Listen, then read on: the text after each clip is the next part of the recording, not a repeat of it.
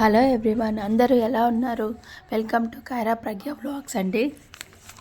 రోజు రెసిపీ ఏంటంటే చేపల పులుసు అండి. సో రోజు నేనైతే షార్ట్స్ రూపంలో చెప్పలేక ఇది నేను ఫుల్ వీడియో చేయాలని చెప్పేసి చేశానండి.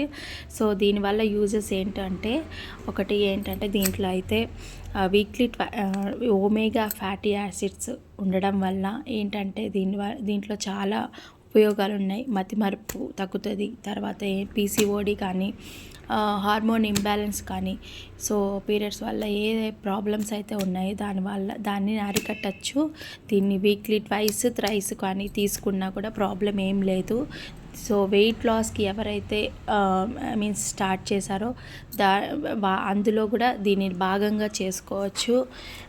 సో కీళ్ళ నొప్పులు కానీ, తర్వాత ఏంటంటే గొంతు క్యాన్సర్ కానీ, నోటి క్యాన్సర్ కానీ, ఇవి ఏదన్నా ఉన్నా కూడా దీనివల్ల ఇది తినడం వల్ల చాలా ఎట్లా అంటే రాకుండా ఉంటాయి.